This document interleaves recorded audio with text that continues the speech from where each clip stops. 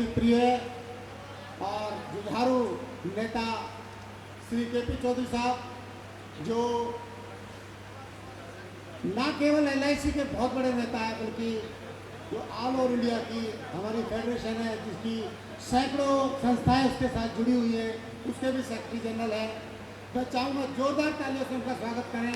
बस उनसे एक ही रिक्वेस्ट है कि आज केवल हम लोग बात करेंगे बाबा साहब के ऊपर और किसी चीज़ पर बात नहीं करेंगे। धन्यवाद। जोरदार तालियों से स्वागत करें। एक तो आपकी हमारी बात रहता है, उसे तो खुल के बोलने दो। आचार संहिता रास्ते में आ रही, कोई बात नहीं, फिर भी रास्ता निकालेंगे बातचीत करने का। सभी से मेरा निवेदन है कि जय भीम जब बोले जोरदार जय भीम। जय भीम, जय भीम। आवाज कम लग रही है मेरी, जा रहा है जय भीम, जय भीम, जय भीम, जय भीम। आचार संहिता में जय भीम से ही संदेश चला गया, कोई दिक्कत की बात नहीं है। मंच पर बैठे हुए हमारे सभी आदरणीय जो अतिथि आज आए हैं, हमारे फेडरेशन के चेयरमैन और विभाग के एसोसिएशन के हमारे राष्ट्रीय महासचिव इंजीनियर DS भारती जी, हमारे महासंघ के कार्यकारी अध्यक्ष अच्छा ये है मान्य हरदीप सिंह जी, जो कि मिनिस्टर प्रोग्राम में थे, अभी चले गए हैं और इशारा भी करके गए कि अमृतसर की लोकसभा से चुनाव में लड़ रहे हैं, लेकिन चुनाव में वोट ना देने की बात भी कहते हैं कि मैं अपील नहीं कर सकता। प्रभाकर सिंह जी, जिनकी अभी बहुत तारीफ हो रही थी, इनके लीडरशिप में CPWD ने नए नए आयाम स्थापित किए हैं। और रविंद्र कुमार जी डायरेक्टर हैं जनरल सेंट्रल CPWD के। पद्मश्री अभी रवि कुमार नारा साहब अभी बोल रहे थे, बहुत सारी दिशा देकर गए हैं समाज के लोगों को, बच्चों को हमें उद्योग धंधों में उतारने की उन्होंने बहुत सारी हमें अभी रास्ते बताए हैं और उम्मीद है कि इसको वो क्रियान्वयन करने के लिए देश के एक SC ST समाज के बच्चे को उद्योग धंधों में उतारने की हर कोशिश करेंगे।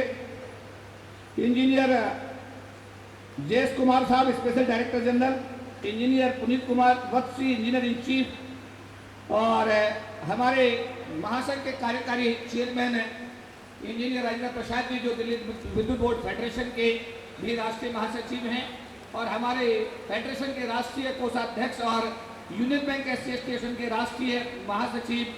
हमारे बीच में जो भी साथी यहाँ बैठे हैं, बालक राम साहब बहुत, जो हमारे समाज के बड़े प्रसिद्ध कार्यकर्ता हैं।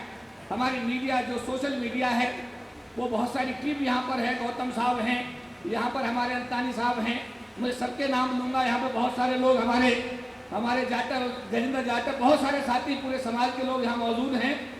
और उपस्थित हमारे सभी सम्मानित भाइयों बहन, बाबा साहब का कार्यक्रम हो और बाबा साहब के मिशन की बात ना हो तो मुझे लगता है कि ये कार्यक्रम अधूरा रह जाए, क्योंकि लाइन चेंज करनी पड़ेगी, इलेक्शन का टाइम है और कोड ऑफ कंडक्ट है, लेकिन बाबा साहब के बारे में जो बात करना कोड ऑफ कंडक्ट के दायरे में नहीं आता।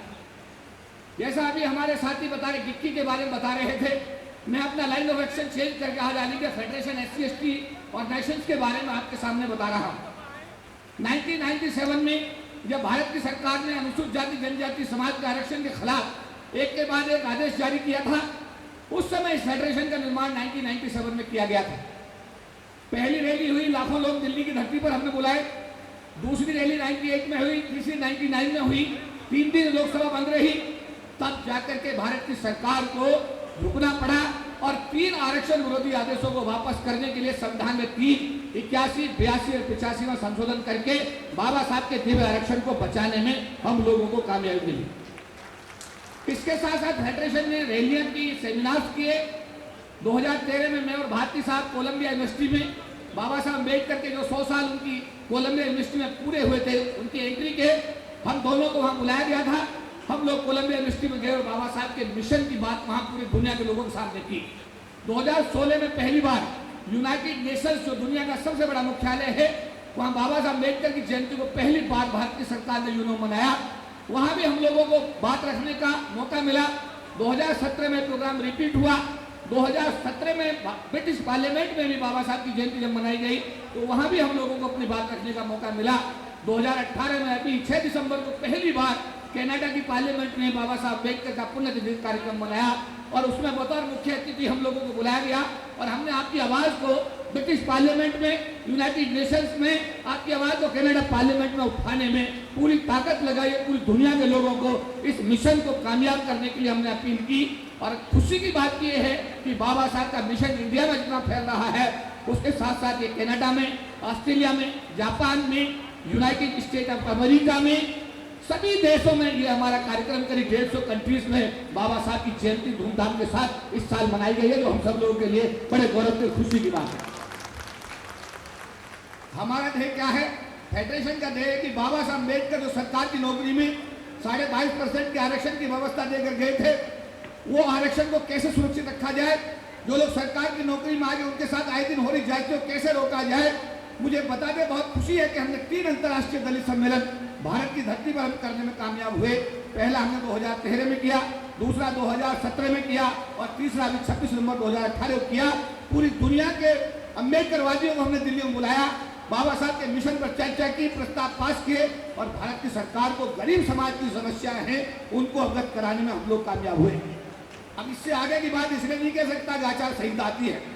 जो बात आगे की सरकार के खिलाफ जाती है और रास्ते में आचार संहिता आती है, लेकिन मैं अपनी बात इस तरह कहना चाहूंगा कि बाबा साहब अम्बेडकर के अनुयायियों जो 2 पीढ़ी में सरकार की नौकरी में आ गए हैं, जो लोग 2 पीढ़ियों में रिजर्वेशन से सरकार की नौकरी में आ गए हैं, आप लोगों से निवेदन ये, कल हम लड़ते थे इस बात के लिए कि एक की टांग टूटी हुई है, प्लास्टर चढ़ा हुआ है, दूसरे की टांग ठीक है, दोनों टांगें एक साथ नहीं चल सकती, यानी सामान्य जाति के लोगों के साथ हम लोग कम्पीट नहीं कर सकते। लेकिन आज हमारे समाज के बीच में एक गैप पैदा हो गया है। गांव के अंदर जो बच्चा पढ़ रहा है, वो शहर में जो हम लोग आ गए, 2 पीढ़ी जो नौकरी में आ गए हैं, हमारे बच्चे के साथ गांव का बच्चा इससे कम्पीट नहीं कर सकता, क्योंकि उसे किताब नहीं मिल रही, उसे फीस नहीं मिल रही है। इसलिए ये रिजर्वेशन की जगह शेड्यूल कास्ट के उन लोगों को, शेड्यूल ट्राइब के उन लोगों को जो 2 पीढ़ी रिजर्वेशन का लाभ ले चुके हैं, ऐसे गांव के गरीब बच्चों के लिए खाली करने का मन अब आपको बनाना पड़ेगा। और अगर आप ऐसा करते हैं तो निश्चित रूप से आज बाबा साहब के लिए सच्ची श्रद्धांजलि यही होगी, क्योंकि हम भी गाँव में थे, हमारे लिए भी रिजर्वेशन मिला था, तब गाँव से यहाँ हम लोग आए और आज हमारे बच्चे और गांव के बच्चों में जमीन आसमान का अंतर हो चुका है। इसलिए गांव के बच्चों को नौकरी खाली करनी पड़ेगी और हमें अपने बच्चों को सामान्य कैटेगरी में अप्लाई कराने के लिए अब अपना मन बनाना पड़ेगा। मैं इस क्योंकि CPWD का कार्यक्रम है और LIC और CPWD पिछले करीब 20 साल से भाई भाई के रूप में काम करते हैं।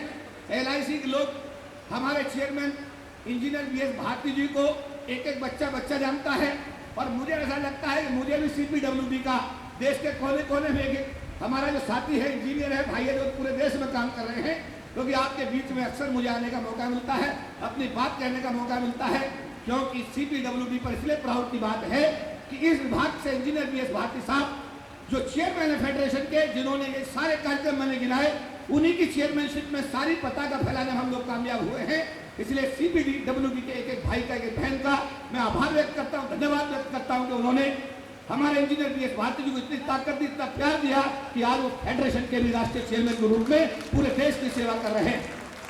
क्योंकि आचार संहिता है, इसलिए अपनी बात को लगाम लगाते हुए अगली बार जब मिलेंगे तो दिल की बात और करेंगे।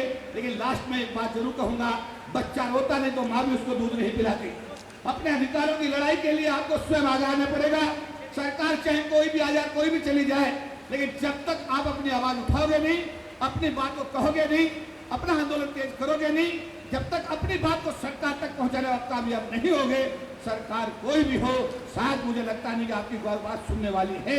इसीलिए हमको गैर राजनीतिक सामाजिक आंदोलन माननीय भारती जी के नेतृत्व में, माननीय राजेंद्र प्रसाद जी के नेतृत्व में खड़ा करना पड़ेगा। आगे आने वाले समय में जो भी आपको आदेश मिले, मेरा निवेदन है कि उसको तन मन धन से सहयोग करें और बाबा साहब के मिशन को पूरा करने में आप जो भी जिम्मेदारी आपकी लगाई जाए उसमें कोई कसर बाकी ना छोड़े। CPWD परिवार को एक बार इतना सुंदर आयोजन करने के लिए पुनः मैं आभार व्यक्त करता हूँ, धन्यवाद करता हूँ, बधाई देता हूँ और उम्मीद करता हूँ कि माननीय भारती साहब चाहे 30 अप्रैल को रिटायर भी हो रहे हैं, हमारा फैसला है कि हमारे चेयरमैन महासंघ के वही रहेंगे और मैं चाहूंगा कि अगर आपके संविधान में कोई प्रावधान हो तो उनको CPWD का भी जनरल सेक्रेटरी कंटिन्यू करें। जय भीम, नमोदय।